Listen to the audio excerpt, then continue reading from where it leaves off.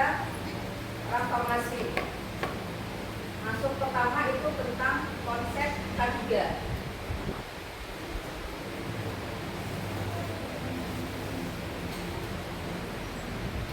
Ada sepuluh.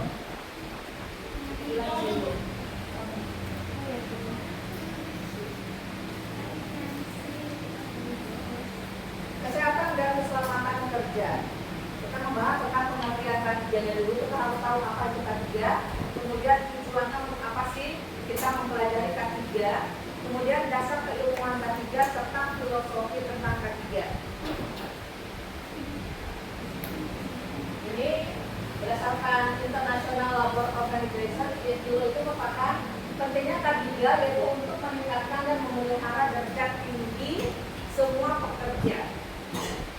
Berarti pekerja kan di rumah sakit, mau di industri farmasi, mau di apotik, puskesmas, rumah sakit itu juga perlu memahami tentang K3. Kenapa? Kesehatan, keselamatan kerja. Kalau kita sehat, berarti kita bisa kerja. Kalau kita sakit, misalnya contohnya kita di apotik, kita timpa barang-barang, tumpukan barang itu, apa akan terjadi? Cedera, patah tangan, itu bagian dari K3 juga. Ya, jangan ada gambar kalian. Kemudian agar mencegah terjadinya gangguan kesehatan yang diakibatkan oleh pekerjaan itu sendiri. Resiko yang ditimbulkan dari faktor-faktor yang dapat mengganggu kesehatan, melibatkan dan memelihara pekerja di lingkungan. Faktor-faktor kesehatan apa contohnya? Misal, serbuk-serbuk kita di laboratorium, ya, kan di laboratorium itu tidak boleh misalnya dipasang bagian serbuk-serbuk. Kenapa dia akan terbang oleh kita yang berbahaya? Apa yang kita membahayakan?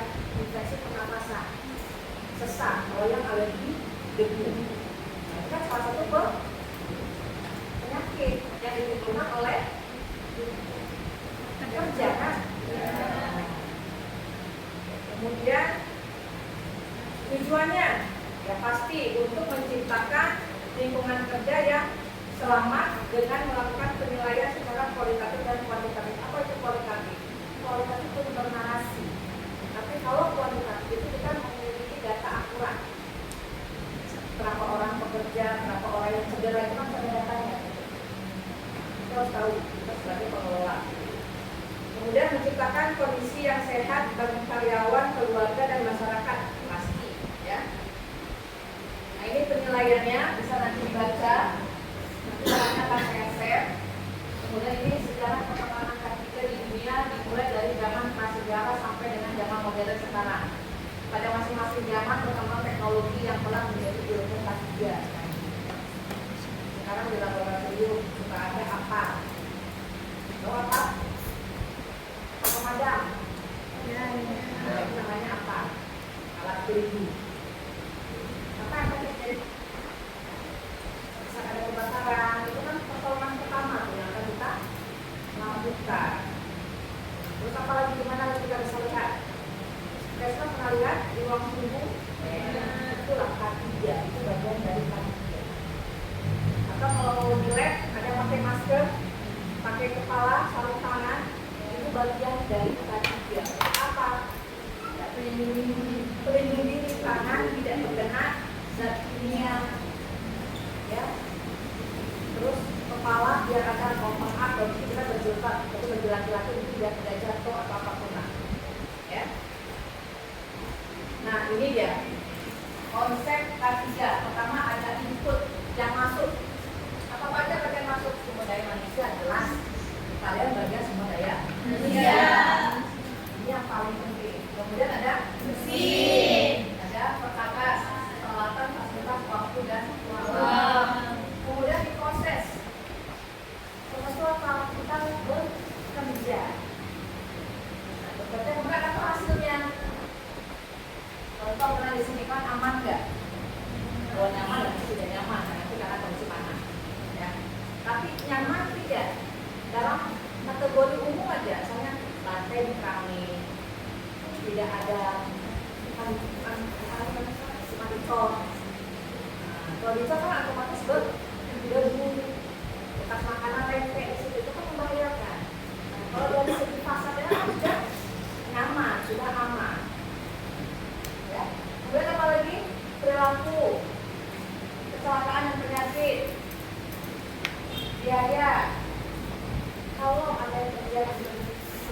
Adanya besar nggak? Besar. Kenapa?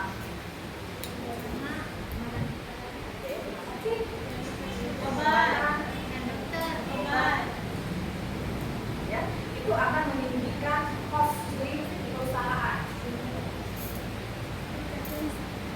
Kemudian ini tenaga kerja. Ada bahan, ada alat. Pentingnya kesehatan, keselamatan, dan di lingkungan. Pokoknya kita harus kerja di mana? Kalau ASN ada? Ya. Kita kan nggak tahu kita pakai kata. Ini bisa menimbulkan nggak proses kebakaran? Apa? Kontak. Ya kan? Ada korslet listrik atau apa itu kan bisa terjadi. Jadi dimanapun resiko itu pasti ada. Tapi bagaimana cara kita menanggulanginya? Kita ada persiapan, prepare. Makanya ini ilmu teorinya dulu. Seperti tadi kan belum tahu makar itu apa. Karena pengajar yang ada di ruangan. Di mobil juga ada sebenarnya apa dalam bentuk tabung kecil seperti pewangi. Itu untuk penanganan pertama kita harus tahu. Ya. Berarti kan ada kesan ya di situ ya. Nah, itu kan tahu walaupun mungkin bukan lingkupnya tapi lingkungan itu kan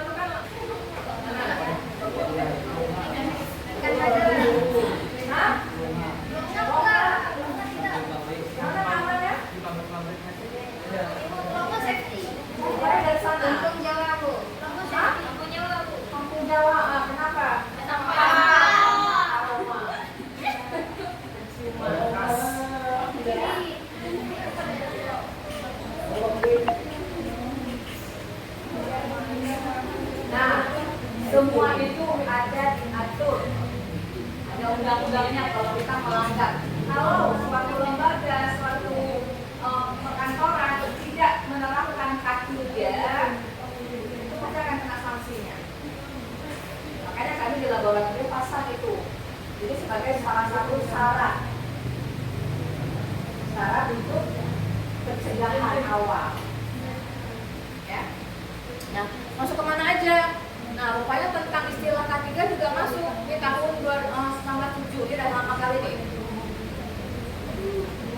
Syarat-syaratnya juga ada. Nah, di sini ada bagaimana cara melaporkan, kemudian kewajiban dan hak si pekerja. Kan kecelakaan saat bekerja, kamu tanggungan saat bekerja.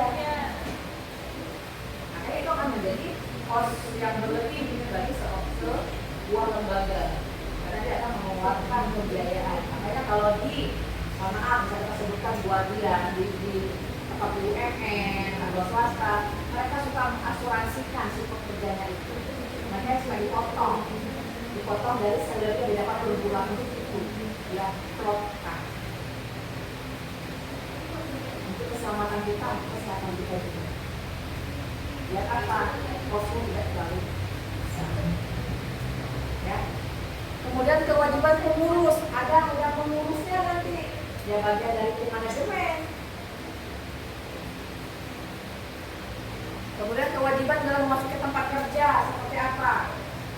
Kan belum PKL ya? Belum. Nanti di situ akan tahu. Atau saat yang tahun ini yang PPL kalian ya? Ya. Nah, itu kan akan tahu nanti saat kunjungan industri di Motiva pada nama Motiva itu kan akan tahu bagaimana cara masuk ke ruangan kerja. Kerjanya apa? Pembuatan obat. Kalau lepaskan semua sepatu, jaket nggak boleh, perhiasan tuh nggak boleh, masukin semua ke dalam tas. Kalian hanya pakai baju seperti lab, ya. Baju lab itu sebenarnya memang nggak boleh dibawa keluar, dia khusus di lab. Kalau kita bawa keluar berarti kita sudah membawa diri dari lab ke dunia luar, itu nggak boleh. Karena orang bangga ya pakai jas ya, di kantin duduk, kayaknya nggak ada. Nggak boleh sebenarnya. Oh biar nampak keren. Aku orang pekerja, aku orang dokter, atau aku orang ini. Kan kesempatan kalian kan? Tapi tidak kita sadari. Kita memberikan pencemaran untuk orang lain. Jalan jelek ngapain?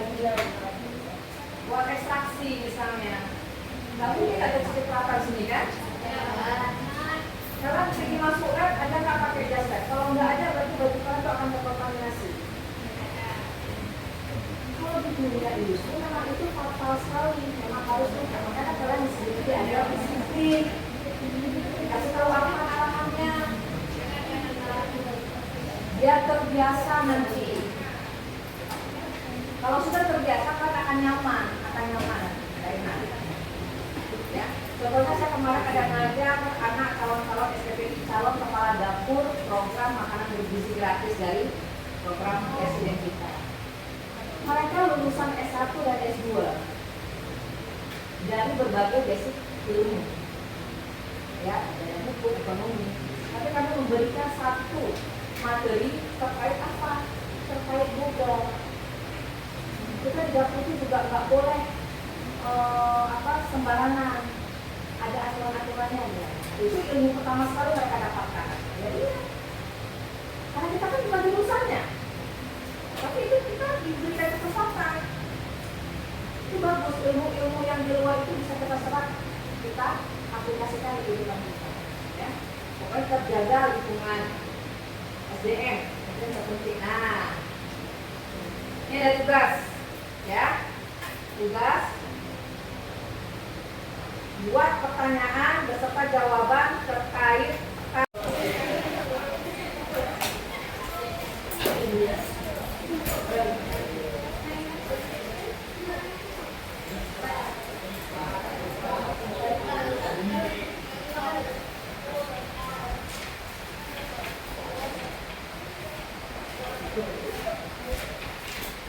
ayo pengalaman kalian mau K3 di rumah sakit, ya, K3 di rumah sakit, K3 di kalian buat dua pertanyaan sendiri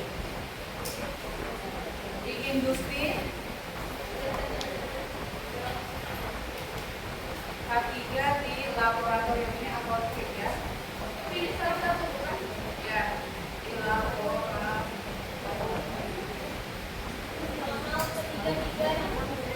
Boleh? Dengan senang hati.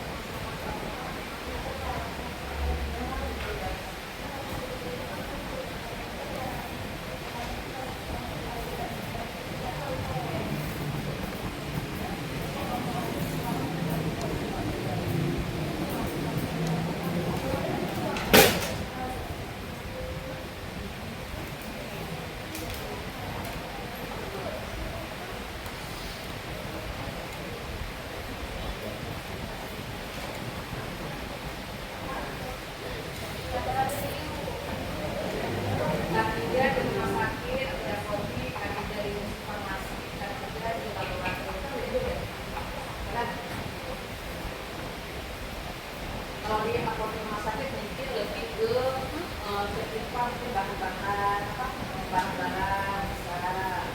Kalau di informasi otomatis awan di dalam bahaya loh. Ada saya kemarin video bisa kalian juga video dia itu memberikan sekali kalau di Indonesia. Karena tidak ada kemungkinan dapat makanan kita yang masuk ke situ di mendapatkan apa banyak rasa sakit. Mana orang tahu ya yang tadi gaya ya kalau sama saya ada buat itu kita melihat videonya langsung berkelompok itu akan kembali yang apa resiko yang akan terjadi di situ.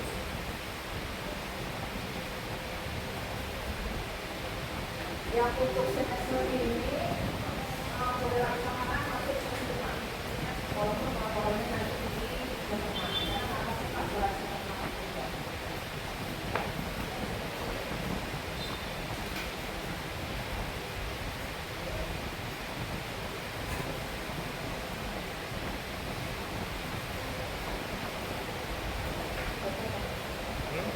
Belum.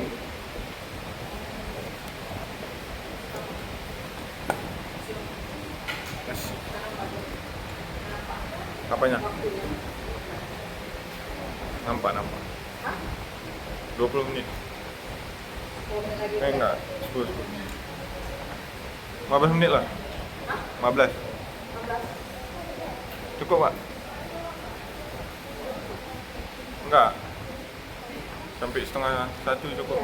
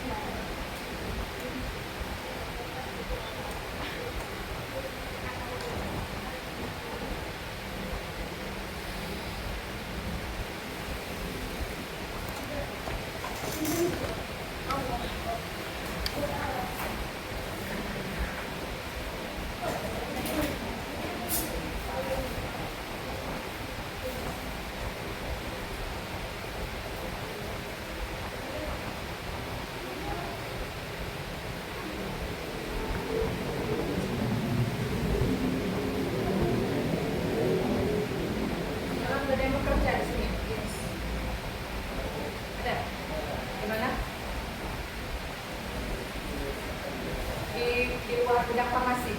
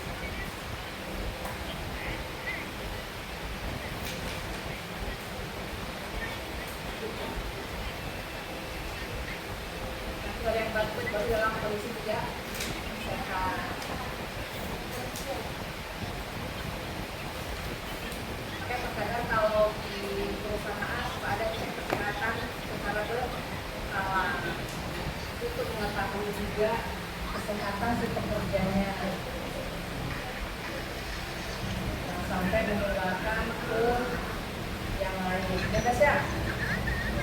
Coba yang guys ya. Sudah. Belum. Berapa? 2.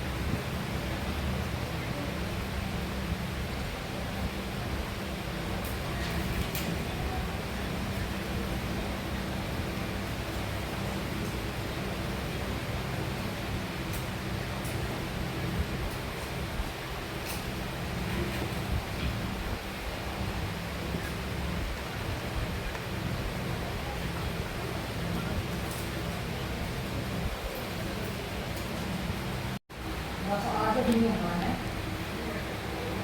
Mau pertanyaan, udah pertanyaan.